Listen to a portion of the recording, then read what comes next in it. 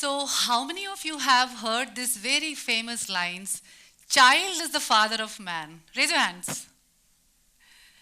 Okay, so Wordsworth, the great poet, taught me these famous lines long back. But I really experienced this very miraculously, rather poetically, when I myself became the mother of two sons. So, to take my story forward, let me take you a little back to my own childhood. So, I was born in God's own country, Kerala, the land of coconuts, 100% filter coffee, literacy, Mammootty, and Dulquer Salman. Yes, like a typical Keralite, I do eat fish and I'm considerably intelligent. I mean, not the fish, but me. And of course, I don't have those dark, thick, curly hair, neither those dark eyes. Because as a baby, maybe I was nurtured more in the extreme north of the country by my parents, from whom I inherited the love for literature, books, music, Bollywood, stage, and my height. So it was in my ninth standard that my parents and my friends suddenly noticed that for a girl of 14 age, I was too tall, 5 foot 7 inch. And that was too tall, exceptionally tall, standing almost, a little different from others. And this inside me stood a very awkward teenager girl of 14 who could not accept this height. And gradually, I started bending my body a little bit like this just to fit in and wearing, a flat footwear just to fit in with the height of everybody else around me whenever there was a frame. Until one day, my mother noticed, what are you doing? Mole, that is in Malayalam, that is daughter, the child, what are you doing? Do you know that you have to own this height? It's a gift from God. And you have to accept this height and walk tall because you get to walk only once ever on this planet. Her words stayed with me. And after my education and married, I literally walked down the aisle in a simple arranged marriage. I still remember my wedding night when my husband walked towards me clad in a crisp white cotton kurta pajama and came towards me and passionately lifted not me but his guitar. A very passionate artist and by profession an interior designer, he flirted with colors and romanced with life. And that's how our home had the aroma of not just filter coffee, but music, poetry, literature, painting. Parallelly, I also pursued my career as a nurturer of students who had fear of public stage. So that is how I always believe that whatever, when you start shaping something, it starts shaping you. And into this environment, as time flew by, 2 more members joined who were deeply, they breathed, they bathed, they bathed in the rhythm and beat of music. Our 2 sons. Playing piano, guitar, drums, any instrument on any stage, school, college, concert, corporate, it was just effortless expressions of life for them. And before applause followed, admiration and applause followed everywhere. And before we could realize what was happening around us, they made us realize the ups and downs of not just life, but the high notes and the low notes of music as well. And when the time of career choices came for them, we expected them to have some typical conventional careers that was so common and it's still common in the society all around. But then they said that, Mom and Dad, we want to have music as our profession. Not typical musicians as profession after their education. We suddenly felt as parents that our life's rhythm and tune has suddenly got out of tune and out of rhythm. Because what was passion, simply passion for us, had become a serious profession for them. So when they were playing their tunes and agar guitar and everything, we were thinking that when this life will be out of tune. And it was literally facing music for both of us to accept the fact, oh, our sons are going to be professional musicians. Because for me, here I was nurturing all my students to go up to the corporate ladder and join multinational companies. And here, my own sons were not at all in that ilk. They wanted to have some offbeat career as their choices. During that period, I did one more thing as a mother, as any typical mother would do. And traditional mother, I also would compare them with the other students or other children around me. Look how hardworking they are. They are into corporate ladder. They are working for their thing. And they would say that, Mom, please don't compare us. We don't want to be in this rat race of corporate ladder, getting admission in different professional college. Mom, do you know that there are many corporate professionals who actually leave these and they connect to their own higher and real self by choosing the world of art. So don't force us into all that. And then we realize that as parents that maybe our parental voices are not as impactful as the voices of A.R. Rahman, Hariharan, John Mayer, Metallica, who were their role models and icons in their life. And so gradually I started delving more into what is this power of art? Art is a creative communication that people use, artists use through literature, through poetry, through art, can be painting and music. They want to unmask their own feelings through this medium. It can be pain, it can be love, it can be their frustration as well. But art is fun when it is a passion. But the moment it becomes a profession or a career, mind it, my dear friends, it is not that fun. Especially when we look through the social lens as a parent. You know what is social lens? Social lens is very different, which I'll be telling you later on, as a society. And firstly, the main challenges. So if you have seen that, an artist always carries a baggage with him, an extra bag. Have you noticed that even if it's an airport or anywhere, he will always carry an extra bag? And what is that bag?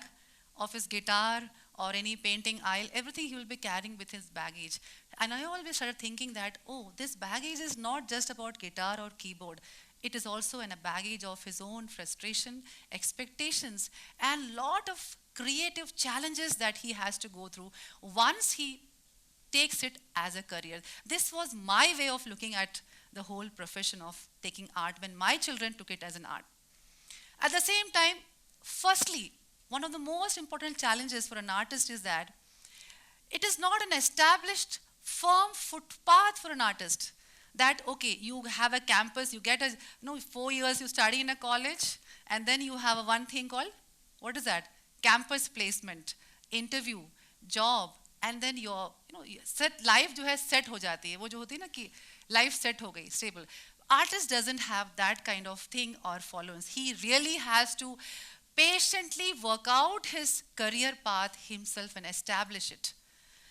The other thing, and secondly, is that once you say that, oh, I am a professional artist, maybe a professional musician, I notice that they have, even for 1 hour performance on the stage, there are endless hours of riyaz, practice, set list, song list, jamming sessions, negotiation, networking, promotion, and above all, you really have to convey your art on the stage with your audience. A soulful performance is always expected from you.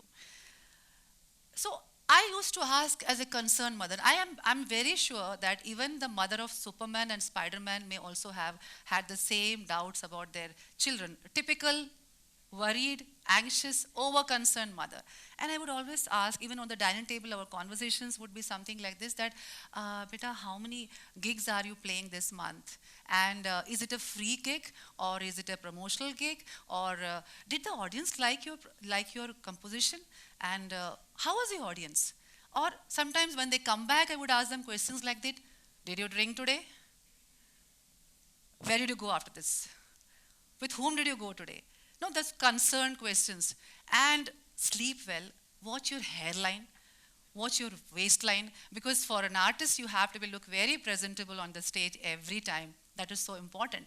So these questions, I used to pester them, bombard them, and nag them with these questions, and they always get irritated with this motherly, over-concerned questions.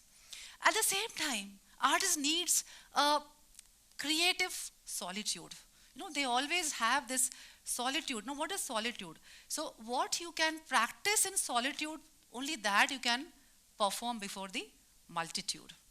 But in this social media chaos, sometimes it is very challenging for the artist to conform to that peacefulness inside him, to create that soulful voice outside him. There is a lot of noise around you. And I notice that sometimes their daytime becomes the nighttime becomes the daytime, sometimes the breakfast time goes for lunchtime, the lunchtime goes for the dinner time, and the dinner time goes for a toss. So a 5 a.m. waking time for a healthy individual could be a sleeping time for a creative or person or an artist.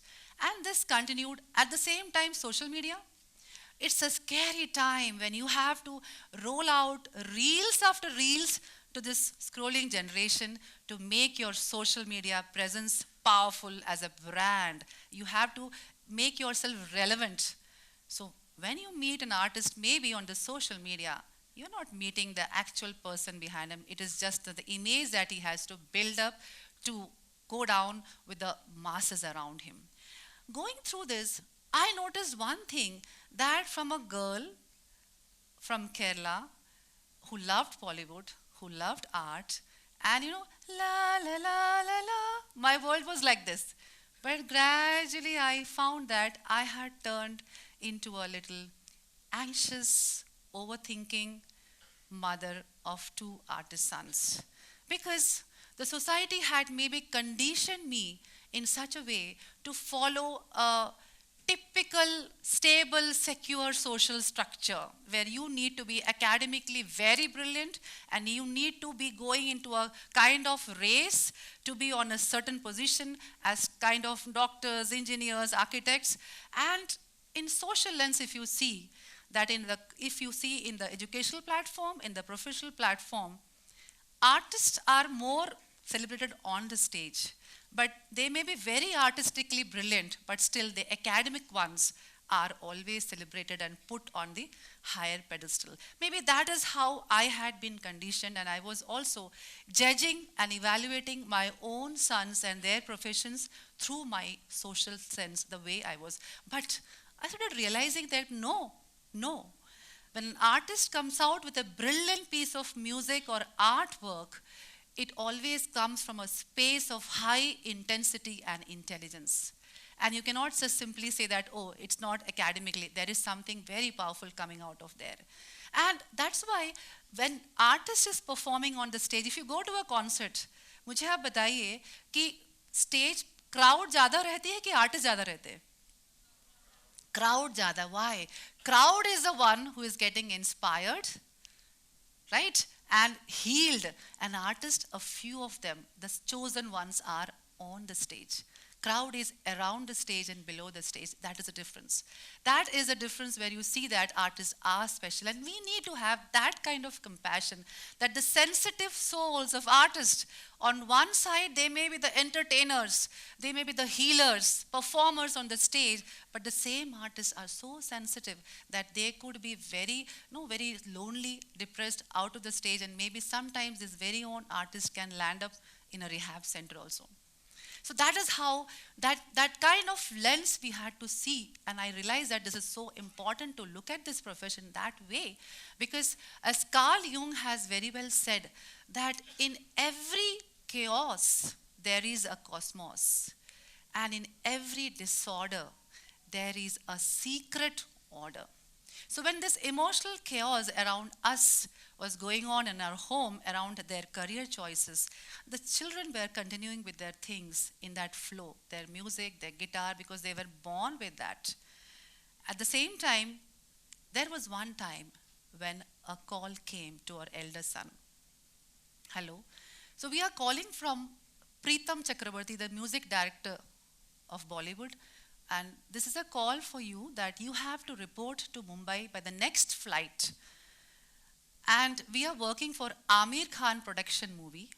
And the movie is Lal Singh Chaddha, the remake of the Oscar-winning movie Forrest Gump. Have you heard of this movie?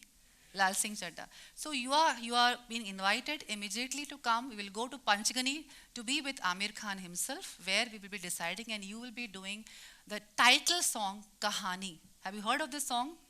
The title song Kahani, and he will be getting a role for as a music producer and as a music arranger. So that call was a turning point to celebrate art, and that is how our son got his first Bollywood break. Though we were thinking that how our artist life, how to manage this conflict of choosing a professional career, things work, and that is what we call miracles do happen.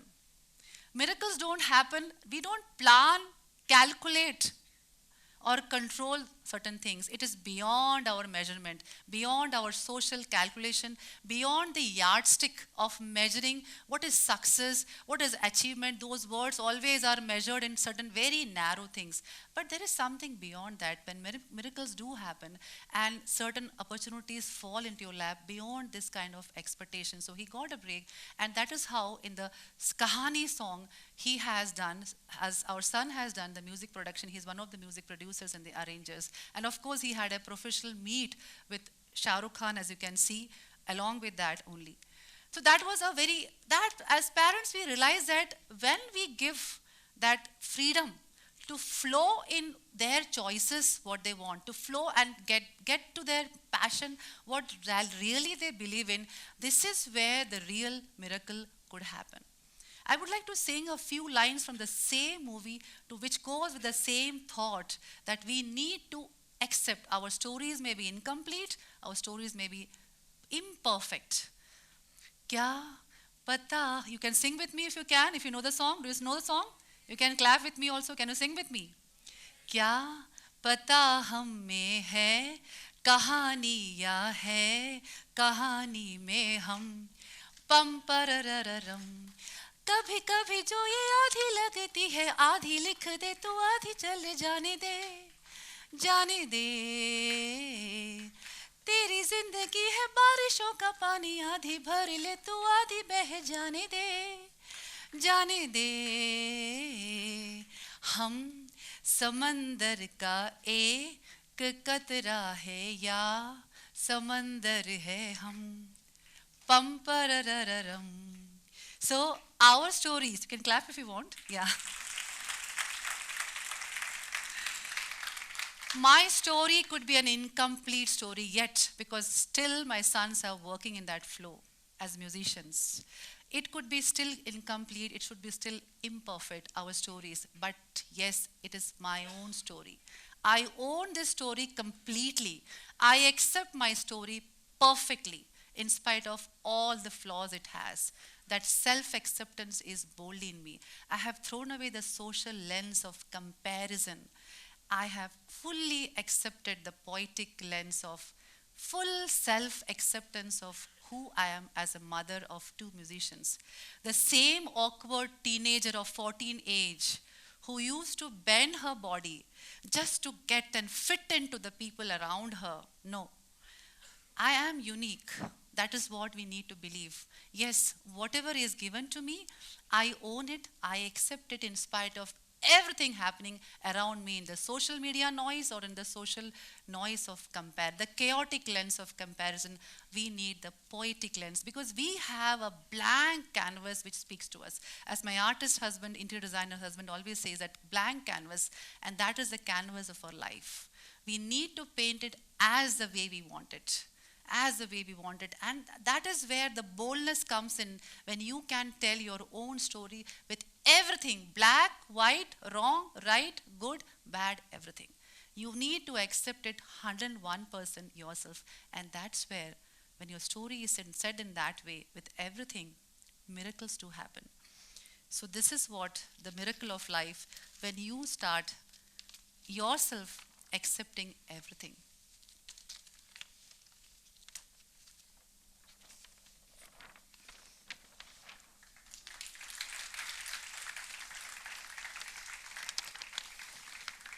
This is me.